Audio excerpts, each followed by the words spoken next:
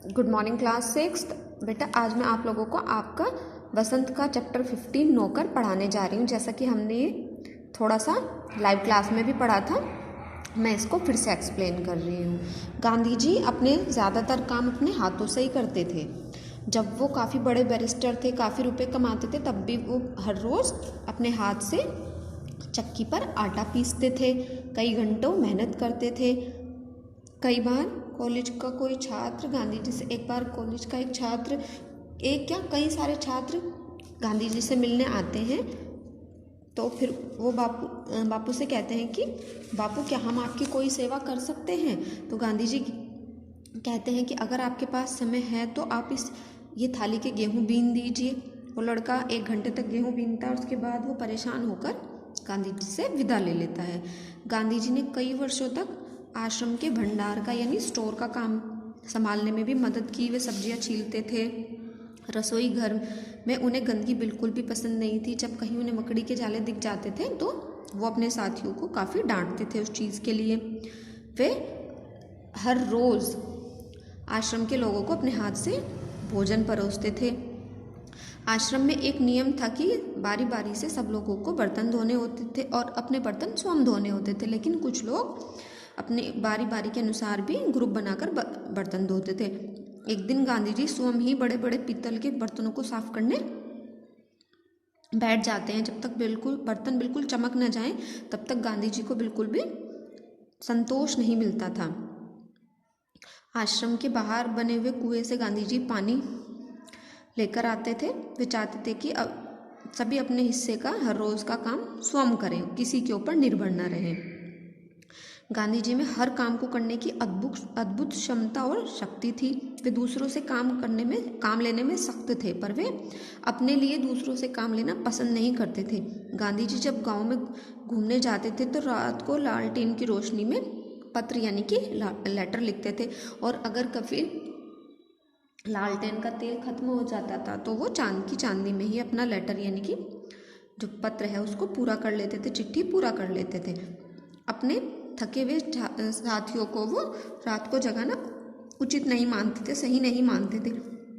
एक बार आश्रम का काम चल रहा था, तब मेहमानों को टेंट में सोना पड़ रहा था। एक नया मेहमान वहाँ पर अपना बिस्तर लपेट कर रख देता है और यह पता करने चला जाता है कि आखिर उसको ये बिस्तर कहाँ पर रखना है। जब तक वो पता करके आता है, गांधी जी उस मेहमान के बिस्तर को अपने कंधे पर रखकर स्वयं ही चल देते हैं और उसको सही जगह पर रख देते हैं।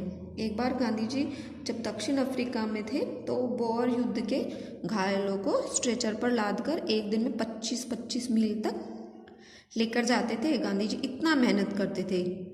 गांधी जी दूसरे लोगों का हमेशा ध्यान रखते थे। एक बार गांधी जी के कुछ साथी जब तालाब की भराई का काम करने के बाद लौटे तो उन्होंने देखा कि गांधी जी ने उनके लिए तश्तरियों में नाश्ते के लिए फल और बाकी चीज़ें रखी हुई हैं। एक साथी के पूछने पर गांधी जी ने बताया कि मैं जानता था कि तुम लोग थके हुए लौट कर आओगे। मेरे पास खाली समय था, इसलिए मैंने तुम्हारे लिए नाश्ता तैयार कर दिया। एक बार गांधी जी प्रवासी यानी बाहर रहने वाले भारतीयों की कुछ मांगों को लेकर लंदन जाते हैं।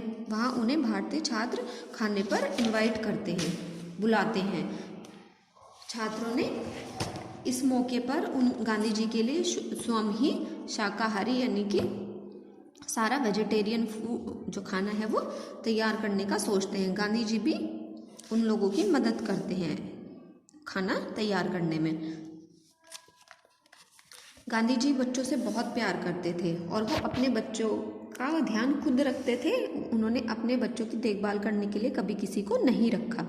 गांधी जी एक माँ की तरह ही अपने बच्चों का सब काम कर लेते थे, उन्हें खिलाना पिलाना, उनका ध्यान रखना। गांधी जी मानते थे कि बच्चों के लिए माँ बाप का प्यार और देखभाल बहुत ही ज़रूरी है।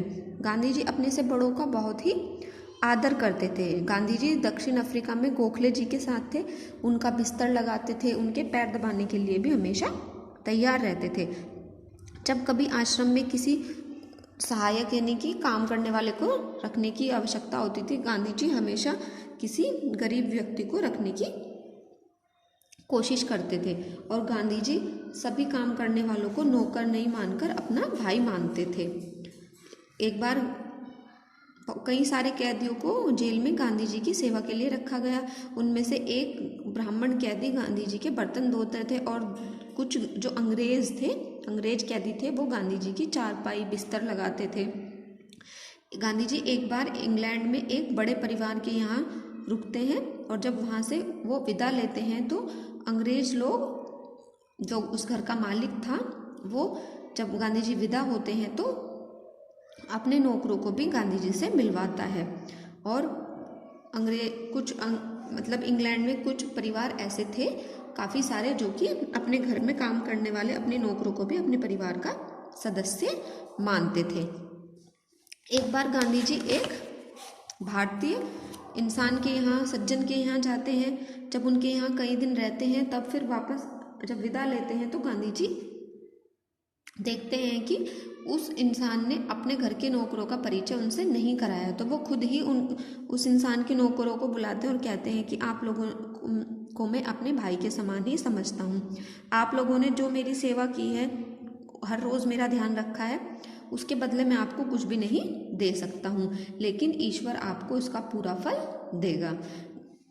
तो गांधी जी कहना चाहते थे कि हमेशा हमें जो हमारे काम करने वाले हमारे घर में या हमारे ऑफिस में कहीं भी होते हैं, उन्हें हमें अपने भाई के जैसे ही मानना चाहिए, अपने परिवार के सदस्य जैसे ही मानना चाहिए। ऐसा नहीं कि हमने उन्हें पैसे दिए हैं तो बस उनसे हम काम लेते रहें, उनके साथ भी हमें अच्छा व्यवहार करना चाहिए। और इस पाठ को बेटा अनु बंदोपाध्याय जी ने लिखा है। अनु बंदोपाध्याय जी भी स्वतंत्रता आंदोलन में हिस्सा लिया था उन्होंने भी, और गांधी जी के साथ उन्होंने काफ़ी काम किया है। ओके बेटा, थैंक यू।